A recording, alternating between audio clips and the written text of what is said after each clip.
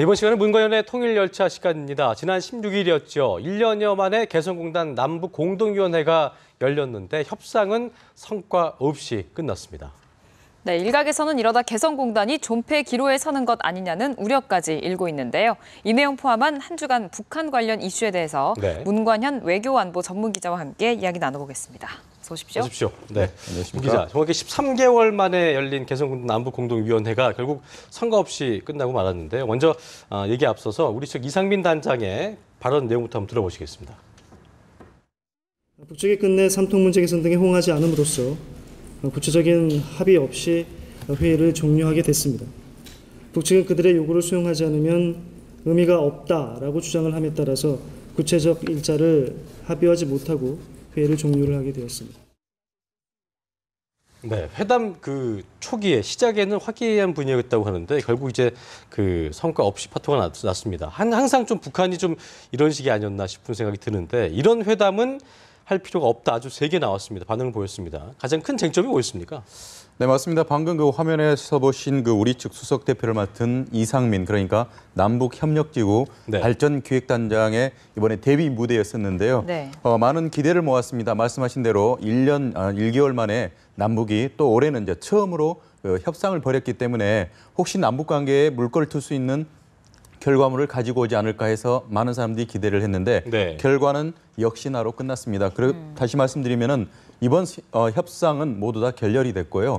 심지어는 지금 방금 화면에서도 봤다시피 남북 간의 협상은요. 다음 협상의 일정을 잡는 것으로 그 전 협상을 마무리를 짓거든요. 그렇기 때문에 이번 협상이 만약에 결렬이 되거나 서로가 합의에 이르지 못한다고 봤을 때는 다음에 언제 만나서 다음 협의를 이어가자. 최소한 이런 안전장치 또는 합의문을 내놓고 회담을 끝내는데 이번 회담 같은 경우에는 회담 자체에 있어서 서로의 의제에 있어서 합의에 이르지 못했을 뿐만이 아니라 다음에 언제 만날지도 모른 채 그러니까 기약 없이 남북이 협상장에서 이제는 돌아서는 이런 결과를 가져왔거든요.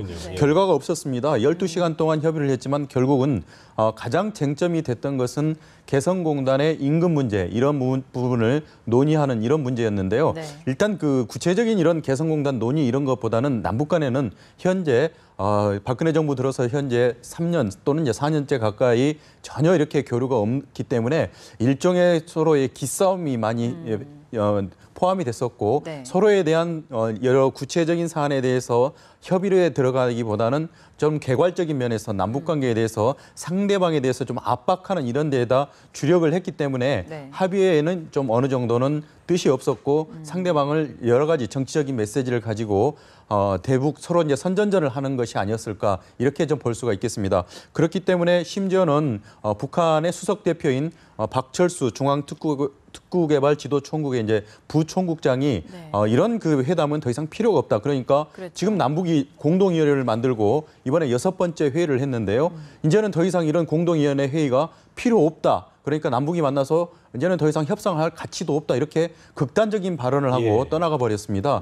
그렇기 때문에 이제 남북이 어떠한 정치적인 계획이나 또는 돌발 변수 때문에 다시 협상장에 앉을 가능성이 있을지는 현재로서는 알 수는 없지만 지금 상황으로 봤을 때는 협상을 통해서 남북이 어느 정도 성과물을 끌어내기에는 아직은 좀 무리한 것이 아닌가 이렇게 볼 수가 있겠습니다. 그렇군요. 다음번 협상 날짜도 안 잡은 걸로 알고 있고 나올 때 분위기도 보니까 아주 싸하던데 예전에도 왜 우리 급 논란이 있었잖아요. 이번에도 그런 얘기가 있었나 봐요. 그러니까 좀 더 높은 급에서 이걸 논의를 해야지 어떻게 국장급에서 상임위원회에서 한 걸 뒤집겠느냐 이런 이야기가 있더라고요. 네, 맞습니다. 박근혜 정부 들어서 가장 먼저 당국 간 회담을 열기로 했을 때 수석 대표급을 놓고 이제 결국은 이제 논란 끝에 결렬이 된 적이 있는데 현실적으로 현재 남북 간에 협의를 하는 거는 남북 공동위원회가 있는데요. 이 공동위원회에 참여하는 북한 측 대표 그러니까 중앙특구개발지도총국의 박철수 부국장의 위상이 과연 북한에서 서열로 따졌을 때 어느 정도 위치인가 사실은 따질 수가 없습니다. 급이 나오지가 않습니다. 아주 낮은 단계의 급수, 현장에 있는 국장급밖에 되지를 않는데요. 왜 이런 말씀을 드리냐면은 개성공단 임금 문제 같은 경우에는 북한 같은 경우에는 우리나라 국회하고 똑같은 격인 최고인민회의 상임위원회에서 결정을 했습니다. 그러니까 지난해 11월 달에 북한에서는 최고인민회의 상임위원회를 열었고 이 자리에서 개성공단 북측 근로자들의 임금 문제 또는 그 토지세 문제, 개성공단 운영에 관련되는 13개 법안을 갖다가 통과를 시켰습니다. 네. 이러한 그 국회에서 의결한 사안이라고 볼 수가 있는 중요한 사안을 현장에 있는 서열로 도저히 보이지도 않는 사람이 국장급이 다시 남북 간에 합의를 한들 만약에 다시 이제 국회로 다시 최고인민회의로 재상정을 하겠죠. 네. 재상정을 해서 최고인민회에서 그러면은 만약에 남북 간의 임금 문제에 대해서 합의를 해왔다면은 다시 그 부분에 대해서 할 수 있냐 하면은 그럴 수가 없거든요. 네, 네. 그렇기 때문에 구조적으로 남북 공동위원회가 갖고 있는 북한 내에서 위상이 너무나 낮고 네. 그리고 정치적으로 의결권이 없기 때문에 남북 공동위원회가 어떠한 사안들에 대해서 어떤 보기 좋게 합의를 한다고 하더라도 이게 과연 이제 북한에서 실행이 되려면은 최고인민회의 등에서 의결이 되고 또는 북한의 최고 지도부에서 또 추인이 돼야 되는데 네. 과연 그럴 수 있는 권한이 현장에 있는 실무자에게는 없다는 것이 결론이거든요. 예. 그렇기 때문에 이번에 남북 공동위원회 6차 회의를 통해서 개성공단 임금 문제가 풀릴 수 있다. 네. 이렇게 봤다면 어떻게 보면 좀 순진한 생각이다. 예. 이렇게 볼 수가 있겠는데요. 애초부터 끝이 보이는 회담이었던 거 아닙니까? 네, 맞습니다. 그렇기 때문에 이제 김정희께서 지적하신 대로 현장의 협상 대표가 어떤 권한을 가지고 협상에 임했는지는 확인이 될 수 없지만 네. 구조적으로 북한이라는 사회에 봤을 때는 현재 개성공단 임금 문제나 이런 부분은 최고인민회의 상임위원회가 결정하는 사안인데 네. 만약에 이제 이번 주에 열렸던 회담에서 합의가 된다 하더라도 이 합의 사안을 북한에서 추진할 가능성은 낮다 이렇게 볼 수가 있겠습니다. 그러니까. 어쨌든 남북 그 개성공단이라는 곳이 이제 경협식 상징에서 갈등의 장이 된 것 같아서 좀 씁쓸한 마음이 드는데 어쨌든 존폐 여부까지 얘기가 나오고 있다는 얘기죠. 그렇다는 거는 어쨌든 지금 같은 방식으로는 뭔가가 좀 문제가 있는 거고 운영이 어렵다는 건데 해결이 돼야 되잖아요. 실질적인 방법이 좀 있을까요? 어떻습니까? 네, 개성공단이 이제 가동 10년을 맞았던 지난 2013년도에 당시에 물론 이제 정치적인 문제였습니다. 한미연합 군사훈련 문제를 삼아서 북한 측에서 개성공단을 이제 가동을 중단시켰습니다. 네. 166일 동안이나 개성공단 중단이 멈춰 있던 상태가 있었는데요. 그 이후에 남북이 이제는 발전적 방안을 내놓았고 개성공단의 발전적 정상화 방안을 논의를 한 결과 만들어낸 것이 이제 방금 말씀드린 개성공단 공동위원회거든요. 이 공동위원회에서 6차례 회의를 열었지만 그동안에 정작 남북이 현안으로 갖고 있는 것들 일단은 그 개성공단 북측 근로자들의 임금 문제가 될 수도 있고요. 또는 이제 기업에 운영하는 과정에서 여러 가지 현실적으로 북측에 이제 토지세를 내거든요. 네. 그리고 북측과 전력 문제 또는 이제 그 상수도 문제 여러 가지 부가적인 문제들이 있는데 이러한 것들의 문제가 논의가 진행이 돼야 되지만 큰 틀 차원에서 합의가 이루어지지 않는다면은 현장에서 실무자들이 합의를 한다 한들 북측에서는 이게 관철될 가능성이 낮습니다. 그러게요. 그렇기 때문에 여러 가지 지금 문제가 이제 불거져 나오고 있는데요. 예. 현재로 봐서는 지난해 이제 최고인민회의가 통과시켰던 임금 문제나 또 올해 초에도 들고 나왔던 개성공단의 토지세 문제가 있는데요.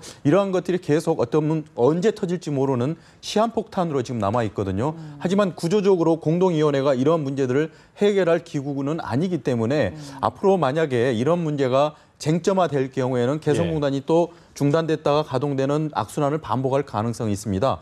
그렇기 때문에 박철수 부총국장이 이런 협상은 필요도 없다. 그렇기 때문에 앵커께서 지금 이렇게 존폐 여부까지 가능하지 않겠냐 나왔는데 남북 간에는 우리의 기술력, 자본 그리고 북한의 노동력을 제공해서 경협의 성공 사례로 어떻게 보면 겨우 이렇게 성공시킨 모델이 개성공단입니다. 그리고 네. 북한 측에서도 19개 이제 경제개발구를 모델을 삼아서 지금 추진을 하려고 하는데요. 이러한 그 경제개발 특구를 개발하는 데 있어서 개성공단의 성공 사례가 매우 중요한 사례입니다. 남북이 공이 어떤 이유에서든지 개성공단은 성공시키지 않으면 안 되는 중요한 그런 이유를 갖고 있거든요. 네. 그렇기 때문에 이러한 그 큰 목적이 있다면은 작은 여러 가지 쟁점들이 어느 정도 대승적인 차원에서 합의가 언젠가는 좀 이루어지지 않을까. 다만 그런 합의에 이르기 위해서는 남북 간에는 어느 정도 불가피한 진통은 좀 있지 않냐 이렇게 네. 봐야 될 것 같습니다. 예, 참 오랜만에 회담이어서 좀 좋은 분위기가 연출됐으면 기대했는데, 좋겠구나 예. 생각을 했는데 결국은 이렇게 됐고 9월에 서울 안보대화에 국방부가 북한 인민무력부 부부장을 초청했다는 거 아닙니까? 이것도 뭐 좋은 분위기를 계속 이어가려는 제스처로 봐야 될까요? 네, 우리 정부의 이제 의지가 읽히는 대목인데요. 이제 분단 70주년 또 이제 광복 70주년을 맞이해서 어떻게든지 남북 관계에 이제 물꼬를 트여보려고 다각적인 이제 노력을 하고 있는데 이번에 이제 국방부가 안을 내놓았습니다. 2012년도부터 이제 서울에서 계속 서울 안보대화 SDD 이 대회가 열리고 있는데요. 30개가 넘는 나라가 이제 참여를 하고 있고 어떻게 보면 이제 북한의 동맹 국가인 중국이나 러시아 이런 데서 참여를 한다고 봤을 때 과연 이런 그 국제적인 안보와 또는 이제 여러 가지 현안들을 논의하는 자리라면은 정작 북한도 참여를 하는 게 좋지 않겠냐는 게 우리 정부에서 이번에 큰 결단을 내렸습니다. 그래서 백승주 국방부 차관 이름으로 현재 이제 북한의 인민무력부에는 이제 부분장이 약 6명에서 7명 정도 되는데요. 네. 특정인을 지칭하진 않았지만 차관급에 해당하는 이 부부장 중에 한 명이 참석을 했으면 좋겠다고 공식적으로 이제 통지서를 이제 발송을 했습니다. 예. 그렇기 때문에 이제 북한에서 만약에 이 초청을 받아들인다면은 9월에 열릴 서울 안보대화장에 북한의 대표가 처음으로 참석을 하게 되고요. 그리고 이제 북한의 핵 문제나 또는 이제 서해상에서 여러 가지 현안들이 있는데요. 이러한 그 남북 간의 군사적인 문제까지도 당사자끼리 논의할 수 있는 남북 당국 간 회담도 열릴 수가 있습니다. 예. 그렇다면은 현재 남북 간에 현재 여러 가지 걸려 있는 안보 현안들을 좀 속도감 있게 논의를 할 수 있는 그러한 기회가 될 수 있기 때문에 우리 측으로서는 이제 공을 북한 측으로 넘겨놨고 네. 북한이 이를 받아들여서 참석을 할 경우에는 이러한 그 긍정적인 결과들이 합의들이 어느 정도 시도가 되지 않을까 이렇게 보기 때문에 북한 측에서는 꼭 참석을 했으면 좋겠다 이렇게 보고 있는데요. 아무래도 이제 최근에 북한에서 안보 대화에 참석을 했던 사례가 있습니다. 네. 바로 4월 달에 모스크바에서 열렸던 국제안보회의인데요. 거기에 현영철 인민무력부장이 갔다 왔습니다. 그런데 불행하게도 현영철 인민무력부장은 이 대회에 참석을 하는 동안 북한 내에서는 여러 가지 시나리오로 현영철에 대한 숙청이 진행이 되고 있었고 네. 결국은 돌아와서 결국 이제 불기의 계기 돼버렸는데요. 네. 결국 그렇기 때문에 이런 국제안보회의에 북한 측에서는 여러 가지 정치적인 변수 그리고 대외적인 문제까지도 감안을 할 걸로 보입니다. 그렇기 때문에 우리 정부의 초청에 대해서 순순히 응할까는 현재로서는 미지수입니다. 어쨌든 남북공동위원회가 파토가 난 상황에서 시기적으로는 좀 좋아 보이지는 않는데 그래도 어쨌든 이게 북한이 그 10월에 대규모 군 열병식을 좀 준비하고 있는데 이런 큰 행사를 앞두고 우리 측의 그 제안을 수락할 가능성은 좀 어느 정도로 볼 수 있을까요? 네, 현재로서는 국방부 차원에서 방금 말씀드린 대로 서울 안보대화에 인민무력부 부부장을 현재 초청을 해놓은 상태이고요. 정의화 국회의장 역시도 국회의장 회담을 또 개최를 또 제의를 해놨습니다. 네. 아울러서 이호 지금 전 그 김대중 대통령의 미망인 이호 여사의 방북은 이미 일정이 거의 8월 5일부터 3박 4일 일정으로 합의가 돼 있습니다. 예. 이러한 그 당국 간 또는 민간 차원에서 여러 가지 지금 제의가 돼 있는 상태인데 과연 이 중에 하나가 과연 그 남북 관계에 이런 경색 국면을 풀 수 있는 돌파구로 작용할 수 있는 매우 긍정적인 결과를 가져올 수 있지 않겠냐.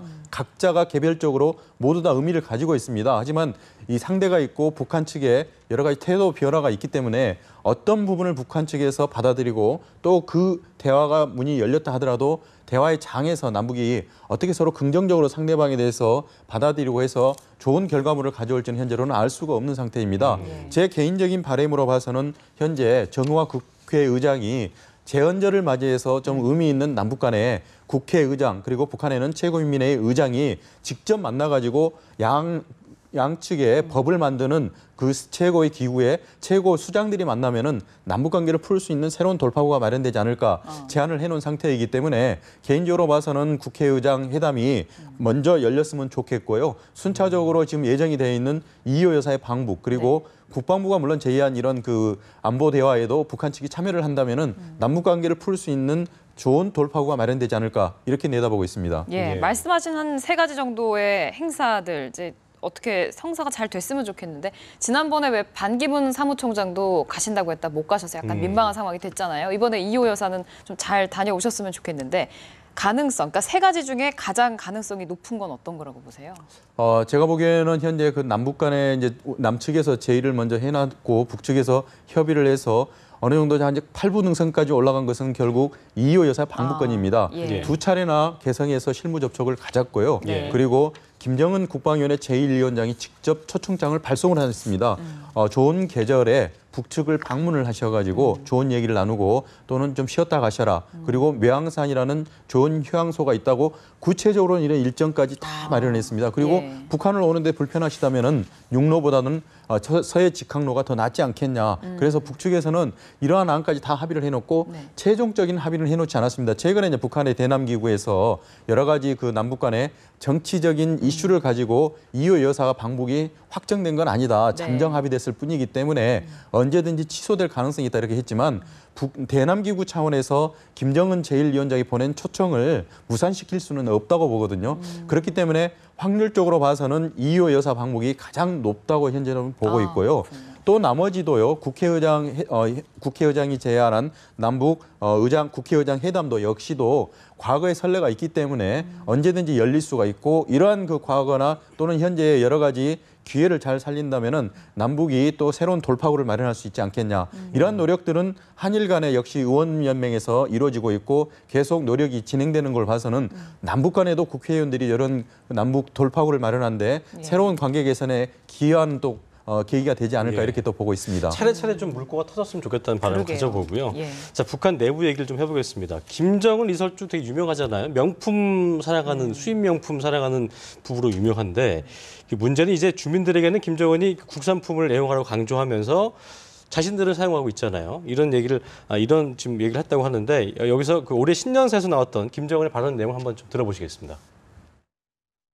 모든 공장 기업소들이 수입병을 없애고 원료, 자재, 설비 국산화를 실현하기 위한 투쟁을 힘있게 벌이며 당에서 내세운 전형 단위들을 따라 배워 자기 면모를 일신하도록 하여야 합니다.